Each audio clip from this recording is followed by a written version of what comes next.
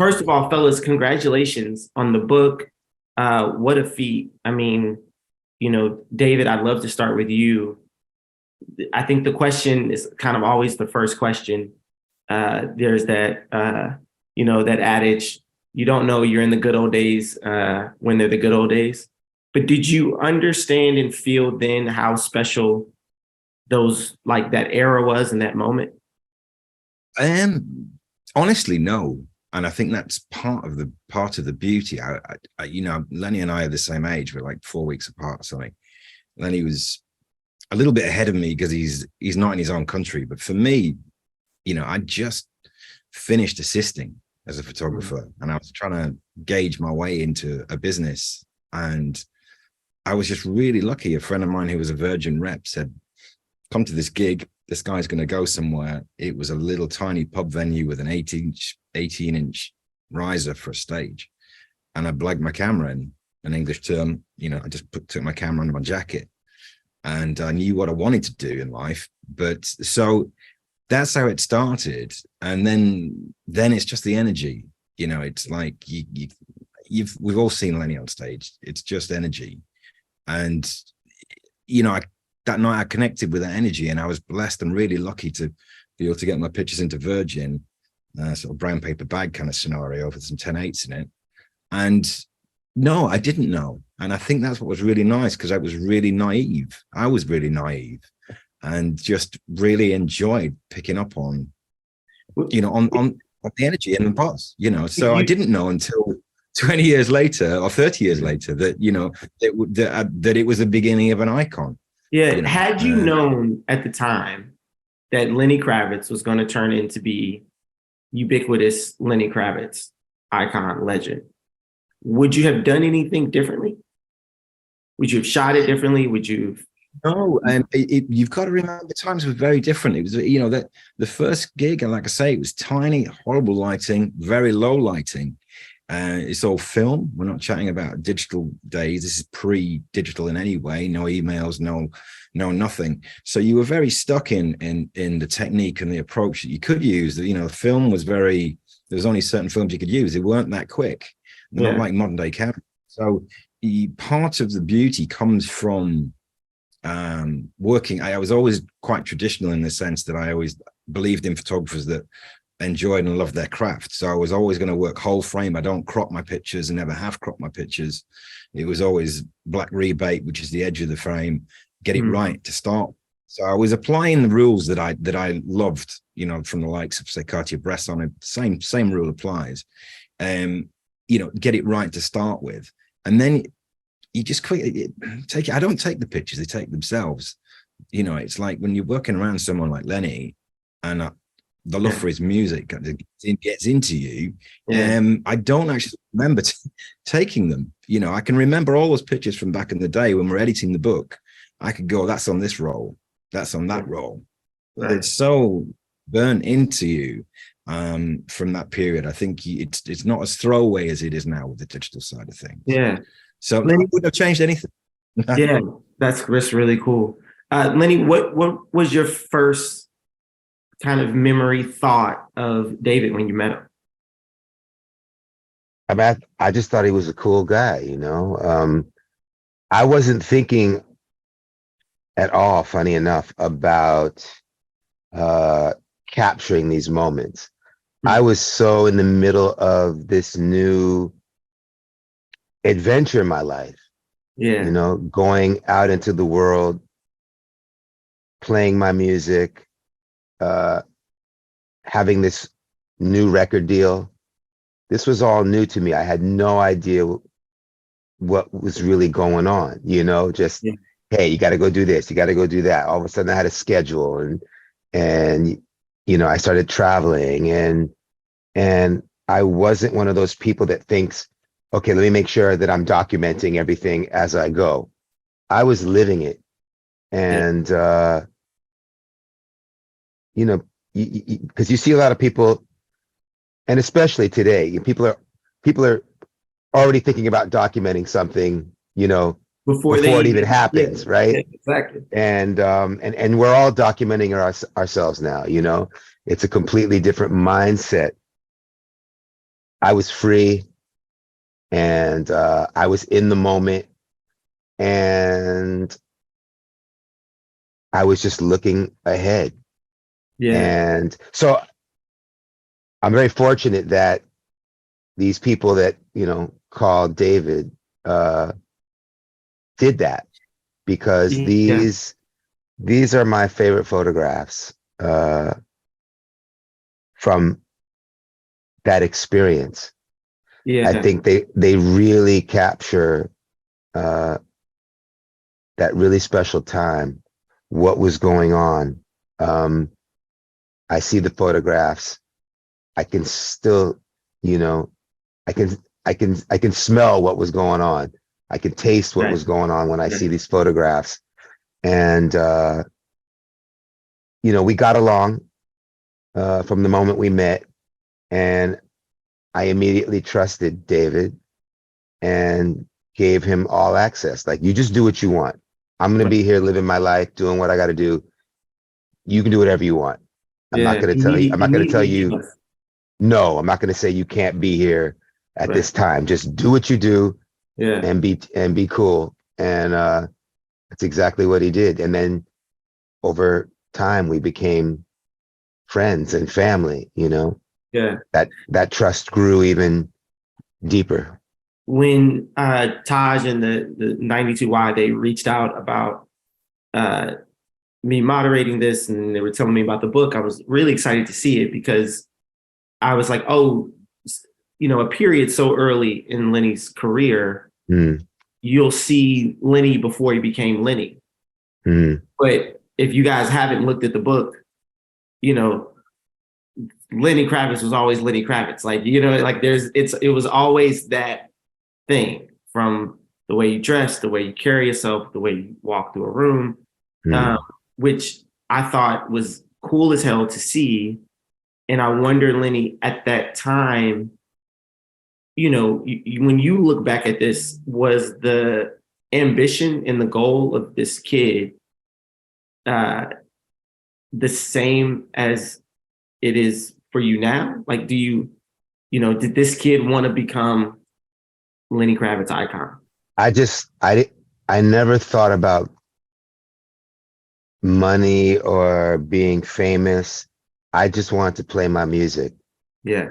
That hadn't changed since, high school. I just wanted to play my music. And that was it.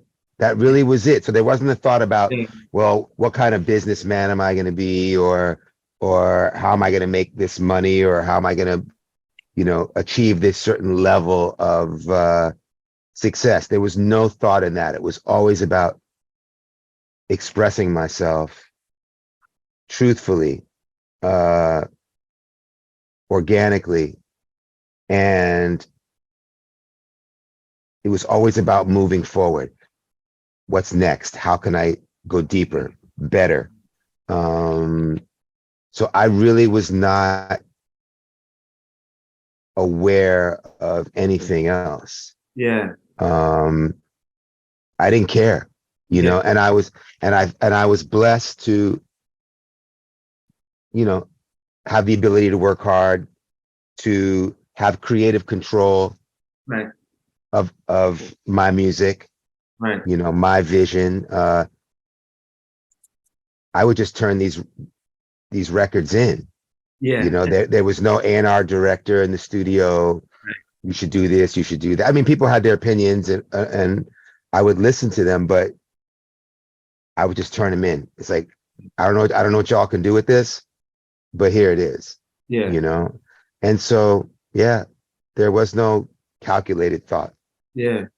David, it's funny, like, during that period, I mean, you can really tell from the book, but there's so many interesting people coming in and out, and Lenny's attracting all these musicians and pretty people and celebrities. One of my favorite photos is, there's a photo of Bob Marley's mother. Brixton, yeah. That was Brixton Academy. That was a really special night. That blew my head off, because it was Bob's birthday, Yeah, it was. and Mother Booker came to my show in Brixton, Hmm. you know, and I don't remember, David, how she got, if she was on the side of the stage the whole show or what. She probably was.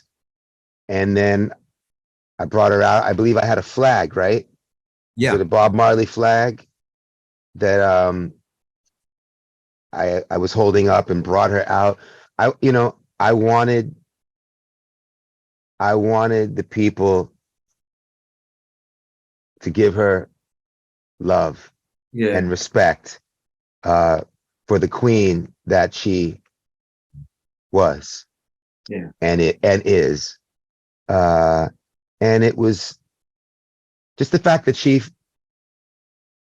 found it worthy to come to the gig and vibe out with us. Oh yeah. I mean, come on. Really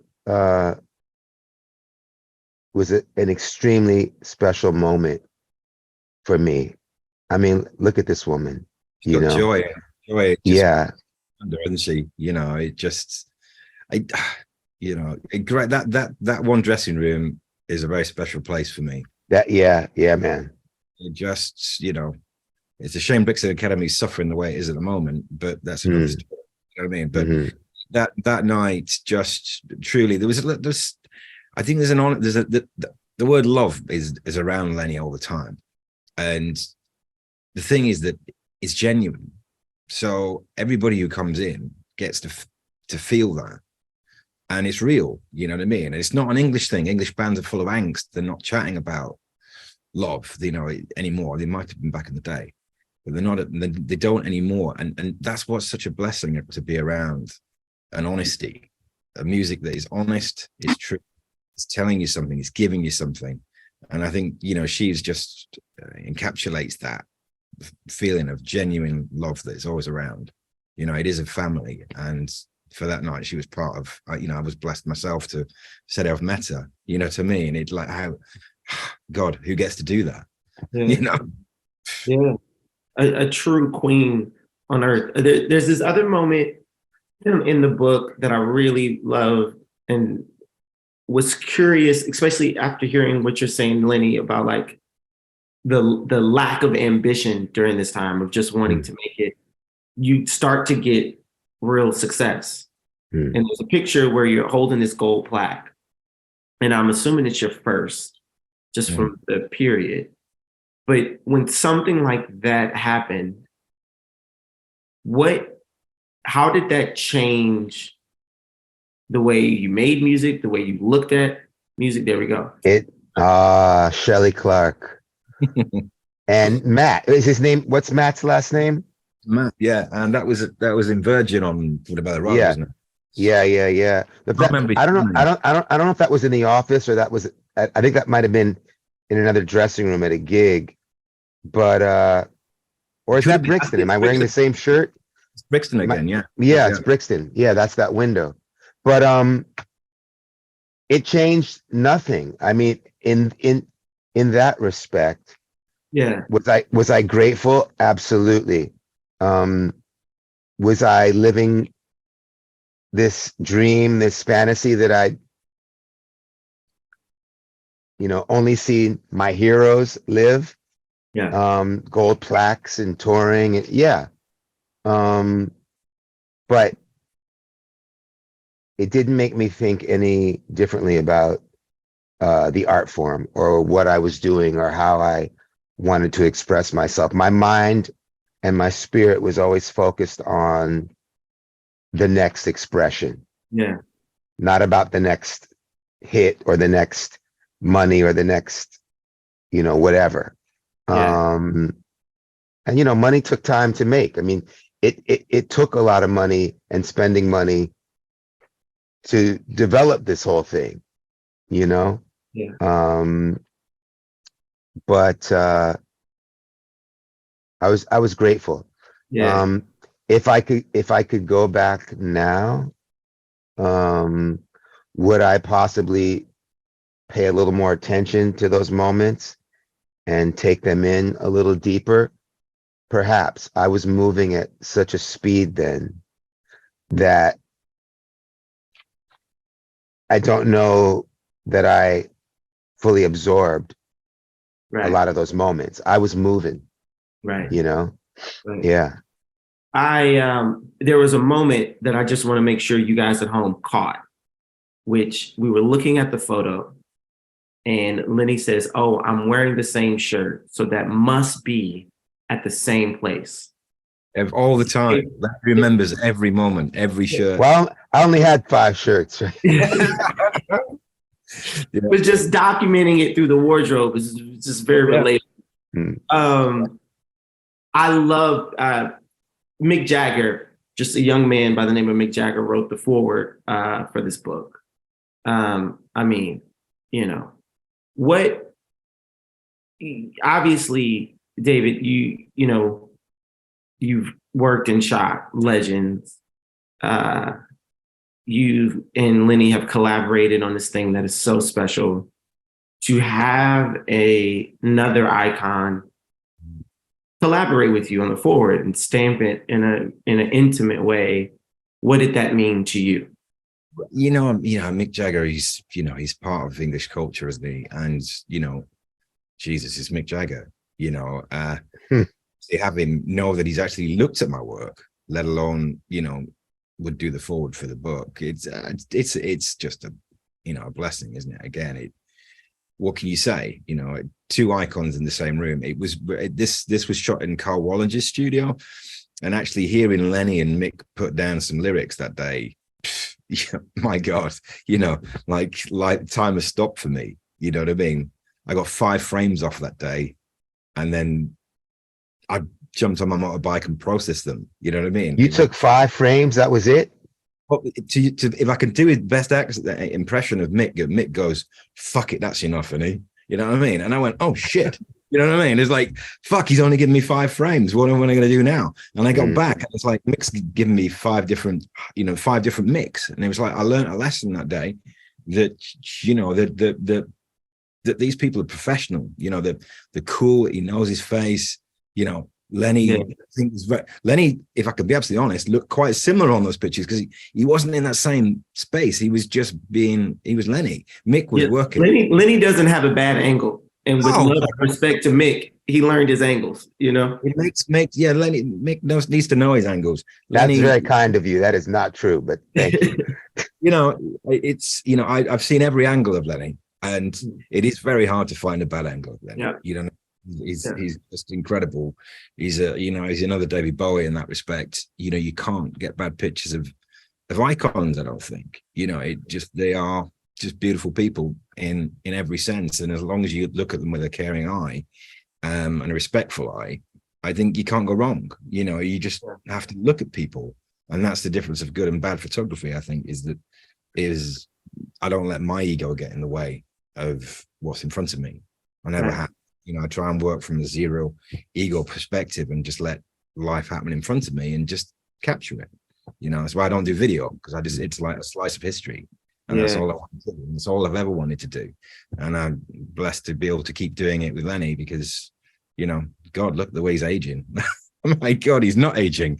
You know, what happened? You know, I mean, he just looks better now than you know, 30 odd years ago, whereas I just look white. One thing I'm always fascinated with, I mean, look, you know, rock stars, rock bands, you know, people come in, they come out, the Beatles break up, it's fallouts, that is like par for the course. So anytime you hear about collaborators who have decades in, I'm like, how did you make that work? And there's a photo of Craig Ross. And I just wanted to ask you, like, you guys have been, what is it, 30 years? You guys have. It's been since I met Craig right before the Mama Said tour. So Mama Said came out 91. Yeah. So I would have met him in early 91, whenever that was. Yep. And we have been together ever since. I mean, living together in the same place, you know, living on tour buses together, hotels, airplanes, different countries, all the studio work since Are You Gonna Go My Way forward.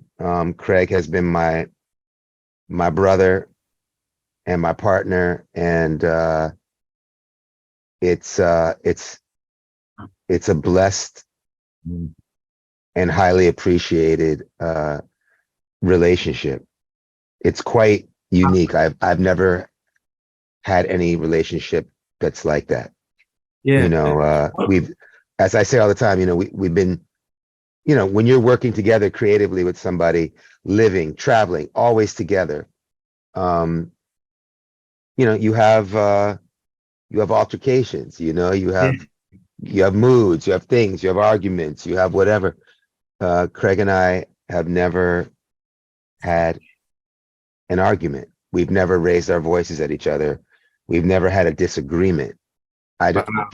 You have that with your mother, your father, your sister, your family. I mean, it's normal. It's a normal part of life. But however God set this up, I mean, the way we work together, when I say work, meaning just through life, there's something about our characters that just work, and the level of respect is extremely high for each other, and love, of course. And so it's really beautiful. That looks like Andy Warhol standing in front of us. It does. Is that Shannon behind you? Jesus. Not to the right. Is that Shannon? Is it? Does look like Andy though, doesn't it? Yeah. I don't know who that is. No, that's not Shannon. No. But that was okay. So this looks Edinburgh. Like we were in Edinburgh. Backstage? No, we went out after the gig. We went to a pub, believe it or not. A very rare occasion. It was after the gig in Edinburgh. We were staying in the same hotel, and Jules Holland rocked up that night. That's right. The only thing cooler than having a photo with Andy Warhol is not really knowing if you have a photo with Andy Warhol or not. Let's just say it is Andy Warhol. It's probably Andy, but maybe it's not. We know he was there.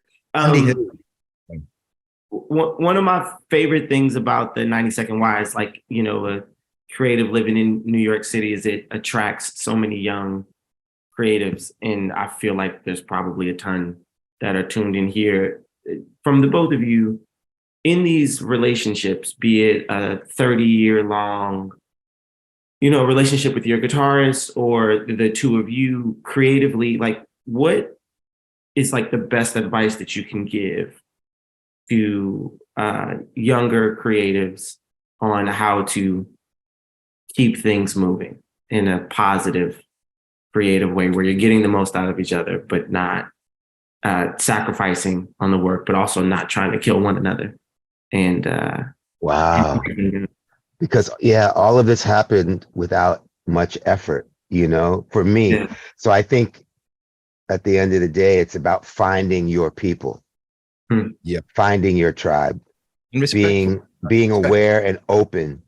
I'm a firm believer that God is going to send you who and what you need, and you can either accept it or not. I see a lot of people who have blessings sent their way, but don't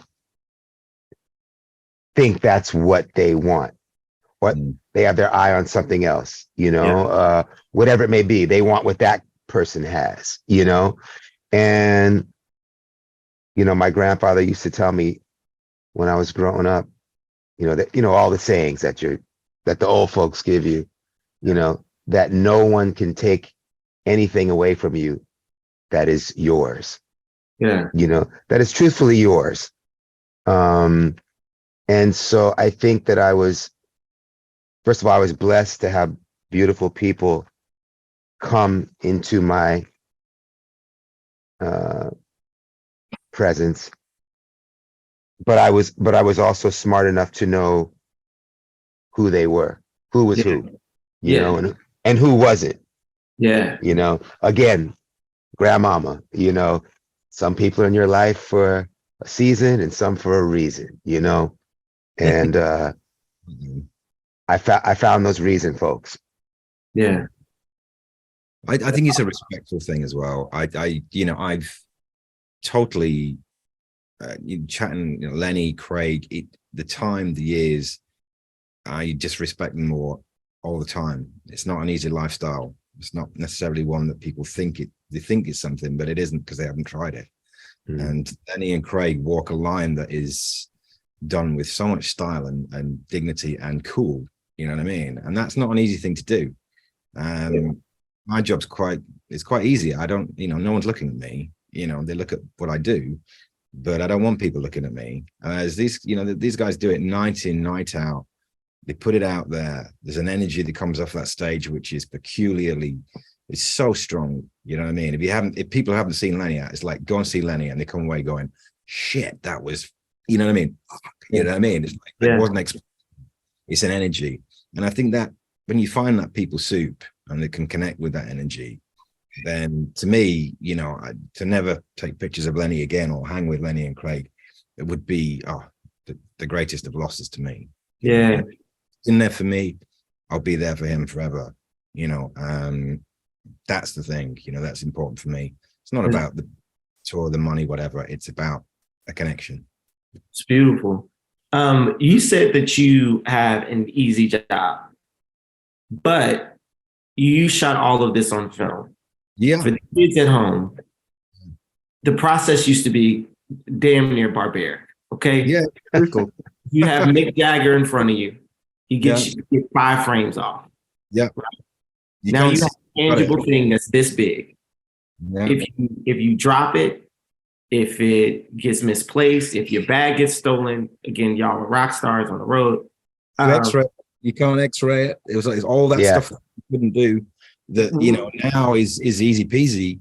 Now it's funny if I pick a film camera up, I end up flipping and looking at the back of the camera and then laughing at myself because there's nothing there to see. You know, it's a film camera, you don't get to see it. But there was a romance and there's a beauty to film, which is lost on the generation now, where everything's over clarified. The same as music, it's over digitized, everything's over processed. And what's lovely about film is, and it was something that Lenny said to me back in the day, I love your work. It's so sharp. And it's like, it's not, there's tons of movement. What was sharp was the print. What was sharp was the grain. Yeah. So the movements, it's like music. There's a movement to music, but it can still have an edge to it. You know what I mean? And so the same thing went with film. And it was great, the romance of actually processing film and seeing a clip test for the color, seeing the black and white, looking at a neg. I can look at a neg and see it positively because I spent years in the darkroom and I can go, oh, I know what that looks like as a print, you know. And what's lovely about this book was editing, was you forgot about this over clarification, this need to have things pin sharp, this need to stop life in a way which is unnecessarily clear. It's about capturing a moment, and time and moments aren't clear. We don't see things. We don't see things the way we see them now. It's unnecessary. And another part of the beauty is that you had to wait. Yeah. To see this thing, and we were not editing as we go along. You know, people take a picture now. They take one. Okay, let me see it. Okay, no. And you're editing right as you're doing it. To get yourself to be at however you want to look, right? We were just hanging out, man. It was just a mess, you know. The conditions were crazy. We were always moving, and so there was no. We were unable to be self-conscious. Yeah. That's you know, and there's too much of that now, you know, as far as I'm concerned, you know. What happened was when you got a camera and you got another bag that's full of film. So you got a camera bag and you got the same bag full of film. And what happens is you push that one bag through the other bag slowly, roll by roll. And by the time you get home, you've got all these 35mm canisters, you know, numbered up and you just get this magic feeling like you holiday snaps from the 1970s, you know, like no idea what you've got. You know what I mean? And you know that one night this magic happened in front of you because you could feel it and you could remember it, but you can't see it. And it's just, it's truly amazing. I love it. And when we go back on the road this next time, Lenny's desperate for me to go back on film, and I really want to. And I'm a little nervous. Oh no, we're doing that. I told him to bring out the exact Nikon, or as he says, Nikon. Yeah. And bring out that camera, that lens, and let's go do it again, because fixed lenses. That's it for me. Yeah, there's no that film, look. no focus. It's and because you were limited to not being able to adjust things like you do now with digital cameras, massive fast in ASAs where you can stop moments. I was regularly right on the end of the lens, so wide open, allowing, I couldn't say I want to shoot at this speed like you do now. So you've spoke now. You spoke for choice. You can make a decision. Back in the day, you couldn't. That's why you look at a lot of the stuff. There's a ton of movement, but that movement equates to music, doesn't it? It's not about. You feel like you're in the room and how chaotic it was in the room, and photos feel alive. And I think limiting yourself to that now, even with digital technology, might get somewhere near it, because we let the technology drive who we are. Like making an album in your bedroom, doing this, doing that. But I think actually getting back to the analog days, which obviously, analog is the way. It's like, it's not a romantic thing, because there's no romance to working on film, because it's just bloody hard work. It's not the same as digital. It's dead easy. You can just go, and do it on your phone. Go on tour with a phone, who cares? But actually working with film and making sure, and this is the trick, 2 tricks for photographers: wear comfortable shoes. That's the best rule ever. You know what I mean? Because you're on your feet all day. And always leave 2 frames in the can, because nothing worse than being caught in a situation where you go, you know what I mean? So that's the top trick. If anybody is trying to shoot film, always leave 2 in the can and wear comfortable shoes. It's the best rules for photographers. You know what I mean? Sounds silly, but it makes sense. Anybody tries it. No, that's good advice. Tell us about the title of the book. I feel like you guys could have done a lot of different things, went a lot of different directions. I just thought about it for a minute, because they were saying what's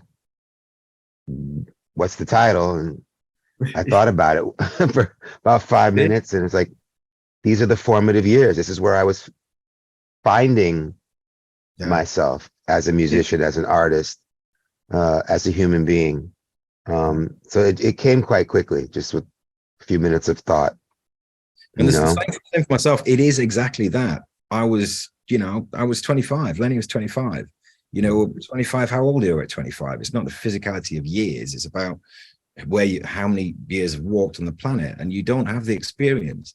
So you're finding things for the first time, and you don't know what it means until 30 years later. And you can make sense of it, and we can chat here and take things apart and see it historically. But what's lovely is when you do meet something that's that honest and is new to you. I was living on cloud 9. I wasn't riding a motorbike. I was on a hover bike coming out of gigs, getting back through London, going, oh my God, I don't even remember it. It was amazing. Fantastic times for me. And it shaped me in every way, and everything I've ever taken ever since, because Lenny really, for me, was it was breaking my teeth. It was changing my nappy. It was the beginning of absolutely everything. You know what I mean? And the book is really the pinnacle of that. It's a very small body of work, but it's so honest. It's so real. It's very visceral. It's for me, I'm just, it took 30 years to get it out, but now it's there. It's never going to be far away from my side, because I love it, because it's everything that I think photography I stand for, and I believe Lenny is. He's also a great photographer. That's another discussion, but it's he's a great eye. He knows himself like nobody else I know. He knows himself. But at the time, we were just, like I say, I don't know about you, Lenny, but I still class myself as a kid at 25. Absolutely. I was a nipper at that point, and making it up as I went along. There was no big plan. I'm going to do this, I'm going to do that. I knew what I liked, and I'd seen, all the Hendrix pictures, all the other pictures that give you that feeling in your belly. I want to do that, and that's what I wanted to do. And I was given my Hendrix, you know, and I'm still standing next to him, you know. Yeah. It's just, you know, I'm a waffle all day. Sorry. No. Listen, man, the passion is really inspiring. Guys, we're gonna jump to your questions in 2 minutes. Do you guys have Lenny and David? Do you guys have a favorite photo, favorite moment from the book? This might be like picking a favorite kid, but if you know, my parents would say my sister. It's possible. You know what I mean? Don't be mean to yourself now. I mean, there's so many, but there's one in particular that I call the Medusa. Yeah. It's on the opening page. It's on the opening page. But is it? I don't know where it is. Yeah, no, and to be fair, it's the only picture I ever cropped, because like I was saying, I don't crop pictures. And Genesis, the work is like a work in progress, this book. They haven't gone for like, let's go for exhibition, this exhibition, that. They've made it look like my contact sheets. It's a beautiful thing, and they've kept that as a narrative. So this is the Medusa picture. And I have to say, I love it, because that is the energy that you're going to get on stage with Lenny, and you're going to get it every night. It doesn't matter if you're 58 or you're 25. You know what I mean? That's the power, and that keeps coming out every night. And if I could ever replicate that picture, which hopefully I will do, because, you know, we're back on film, and I'm back with the F3, the Nikon, sorry, not Nikon, you know, and hopefully we can replicate that one, you know. But yeah, I would agree that I think is my favorite. I think it's the reason why I'm still standing next to Lenny is that picture, to be honest. Wow. Okay, so we're gonna be as quick as possible on you guys' questions. You guys sent some great questions. David, Lenny, you guys have been so generous with your time. From Grace, shout out to Grace. David, what did you want to capture through the lens? You know what? it's an open source for me. It's like, as an energy, all I want to try and do is get that energy. And Lenny is full of it. You know, it's like you get picked up, you get dragged around the room for, you know, 2 hours. And if I can hang on to that, to any of that time and nail it, then I've done my job, because that's all it's about, is trying to stop the energy and keep it for a 60th of a second. Yeah. You know, and that's what it's about. That's always been about. It's just capturing the story. If you can tell a story in one picture, then you've got the gig, haven't you? Lenny, Katrina wants to know when you are coming to Australia, and she has requested that you bring David. Yes, we'll be back in Australia 2024. The first of the 3 albums that I cut over the last 3 years of COVID, or however long that's been. 40 years. Yeah, whatever. He's not counting anymore. Yeah. We'll be coming out this year, and we'll be back on a world tour next year. So we will be back in Australia, and David will be there. Okay. Kim also wanted to know that.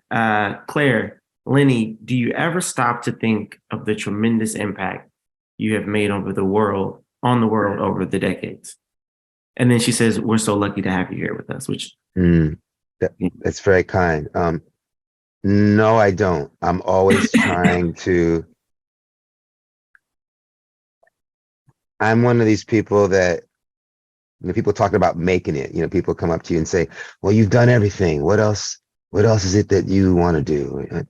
And for me, honestly, I feel that I've done nothing really yet.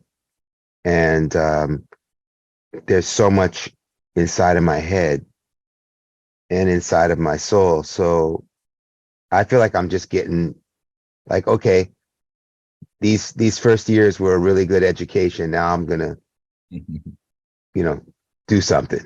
yeah. Move forward. That's just the way I've always been. I don't what is it, resting on your laurels, or, you know, Yeah. no, Yeah. no, I don't have the ability to do that. But I am extremely grateful, and somehow I'm still here and moving forward and have new adventures in my life and in front of me, and I'm still hungry. Yeah. That's the real thing. I'm still extremely hungry for new creativity. I know a lot of people who have been doing this as long as I have, and or perhaps longer, and they are now over it, or they're jaded. Yeah. They've had enough. A lot Likewise, of bullshit. You got a lot of bullshit, you know, you got Yeah. to walk through. But I'm still that high school kid.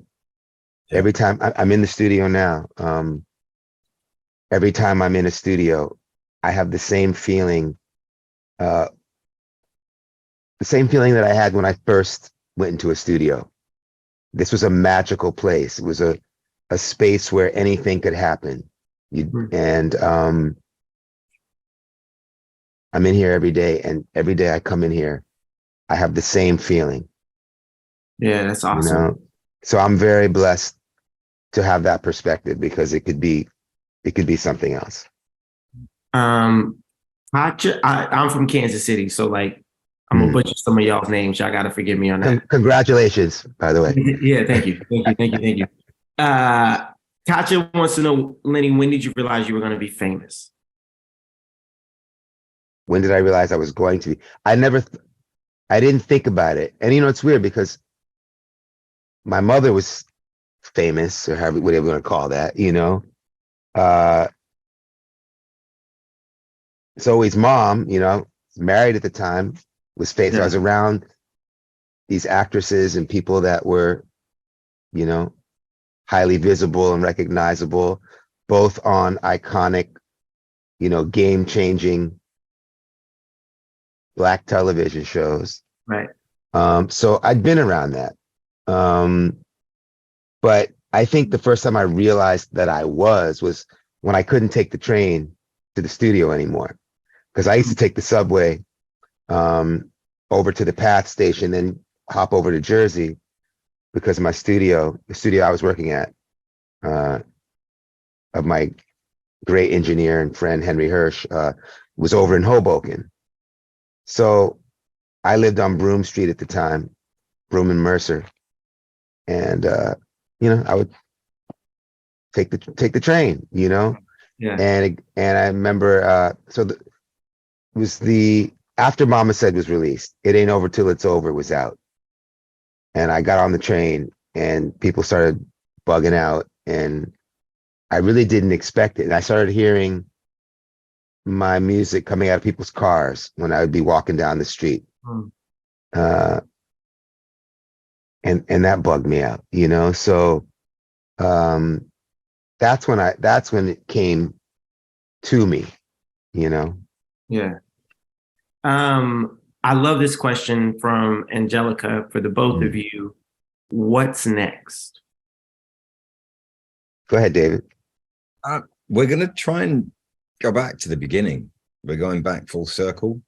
We've spent a lot of time, you know, digitizing stuff, and we are going to go back to an analog way of working and see where it takes us. The limitations that I think come naturally with film that we don't have within digital side of things. You can cheat, you can do this, you can do that. We're going back to basics. Basically, we're going to start again.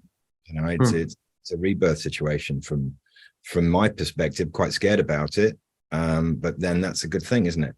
To be nervous about is a great energy to have around you. It makes you rethink things. It makes you reanalyze things. It makes you a different perspective again, a clear perspective, a clean start. I don't want to see anything while we're doing it.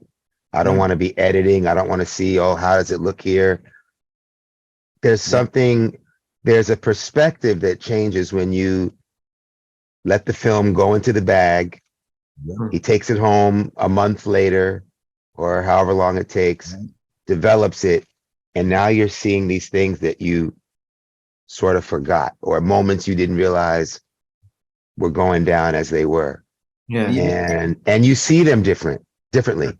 You look at the So- completely when you're not from that night, because you're reliving the night, you know, that as you're going through and editing on a tour bus, you know, 3 o'clock in the morning, I show Lenny an edit. Oh, that one's nice, that one's nice, that one's nice. If we do this, we do this, we do this. All that's going to change. You know, it's going to go back to chatting about what was the night like. You know, what are y'all going to do at that time?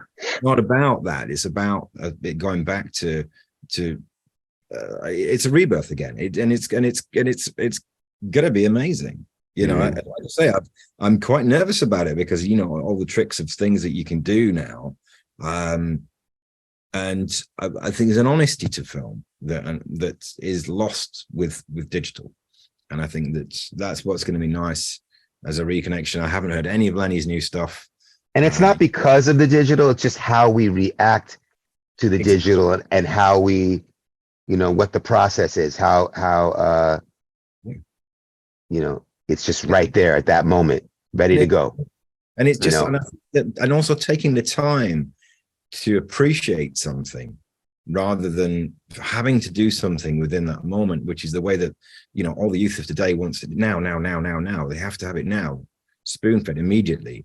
You know, let's slow it down. Let's take it back to seeing things correctly, looking at photography in the way it should be looked at, you know, not it's a quick fix, you know, mentality, which I think is just not the way it should be. Music isn't about that. Photography shouldn't be about that. You know, there too many pictures taken every millisecond on the planet, and most of them are not worth looking at. You know, take the time to appreciate what we're doing. Take a breath, step back, look at it. You don't run through a gallery of images. You sit down, you look at them, you take the time to take in why somebody bothered to do it. And I think that's what we need to get back to, you know, is that honesty again, an analog way.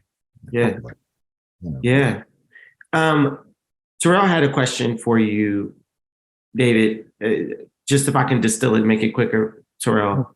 I believe what he's asking is, in concert photography, is what is more important, your technical skill as a photographer or access to the musician? Access is everything. Let's put it that way. You know, you quickly realize that you're going to stand in the pit with 20 other guys for the first 3 tracks. They're going to get bounced out. Then then you're in a great position. Access is everything, is life. You know, you're seeing someone from the other end of the room isn't meeting them. From my perspective, if your pictures aren't exciting enough, it's because you're not close enough. I don't want to be stepping off with a long lens. I want to be stepping on Lenny's toes and, you know, right next to him. You know, to me, it's awkward. The venue's made things hard, started making things hard, but really the technical side of things, teach yourself the old way, teach yourself the film, recognize what exposure is, recognize why lenses perform in the way they do. Don't use a lens to cheat and get up close when you can walk up and get there or stand in front of the stage. That's the difference. People use lenses for the wrong reasons. They don't know what the lens is doing. That's why I don't crop anything, because if you're on a wide lens and you crop it, that barreling that is natural to photography is lost. And then you don't know, but the picture looks kind of strangely weird because it's been cropped. It doesn't have the natural barrel. So to the answer to the question, access is everything, and a reasonable degree of technical understanding is never a bad thing in life, is it? You know, I'm sure Lenny doesn't go on stage having never played the guitar he's played before. You know? Yeah, right. Question for the both of you, and this might be our last question because we're almost out of time. How have those feelings, we'll start with you, Lenny, the feelings on stage changed from the formative years to today? Do you still have that, you know, same adrenaline and the butterflies and the tingle? Does it still feel the same? Or how has it changed? I believe that I'm more comfortable, just by virtue of the amount of time put in. But that feeling, it's a calm excitement. It's a calm feeling of, if you want to call it nervous energy or whatever it might be. it's quite intense when you're up there, whether it be an arena or a stadium or whatever it is you're playing, receiving and feeling all that energy that's out there. It's a snowball effect. You know, you give, they give, you give more, they give more, they keep, and it just keeps rolling, and it can be quite intense. So, and every night is a new life, right? So you don't know what's going to happen, you know? So the magic is still there. Absolutely. That's awesome. David? I think that I've never seen Lenny nervous. And we played, what is it, 1.5 million people in Copacabana Beach. Never seen the man nervous. I get butterflies standing in the pit. Wait, lights come down and the PA kicks in. I go, ooh, and I get this feeling, you know what I mean? It's like, here we go. And I hope I never lose that. And that is a fraction of what the guys on stage are feeling. Right. You know, I can go on stage with my camera and it's a little bit terrifying because I'm not meant to be there. You know what I mean? And Lenny might move in one way or move another, and I do it momentarily. And I just think, oh my God, what a, you know, the energy that Lenny picks up and gives back to the audience, to me, it's uncanny. You know what I mean? It's a beautiful thing. And I hope I'm there to keep feeding me, because it does feed you. I love it. You know what I mean? That standing in the pit, the lights come down, the music comes up, you know, the beats coming and bang, bang, bang. I see people walking on stage and it's like, here we go again. And I will do that until my life goes out of focus. You know what I mean? And what about the behind the scenes photos? Because we're not bringing that in. Like that, there's a lot of just life behind the scenes, not in concert. Quickly realize that actually is the most valuable, because most press guys standing in the pit can get a similar picture, but they can't get the picture walking onto stage or walking off stage dripping with sweat, you know what I mean? Right. Being, you know, or on the tour bus, whatever. And I wish I'd learned. If I knew something that I didn't know then, I would say, do more of that, Dave. You know what I mean? I focused a little bit too much on the stage because it's so intoxicating and so powerful. And, you know, it's energy that's being ripped out of you and you're putting it through a camera and you're taking a picture of it. But I wish, in hindsight now, knowing what I know after, you know, 30 odd years of doing what I do, I'd done more of it. But, you know, Lenny was my proper first, you know, he was my first major connection. And you know, and so, you know, I'm sorry I didn't do more, you know, to be honest. Well, here we go. Yeah. Next time. Yeah, this was amazing. Thank you so much, fellas. Obviously, if you can ever see Lenny Kravitz live, do it. You got to do it. Just trust, treat yourself, and the next best thing is picking up the book. Such an honor to talk with you guys.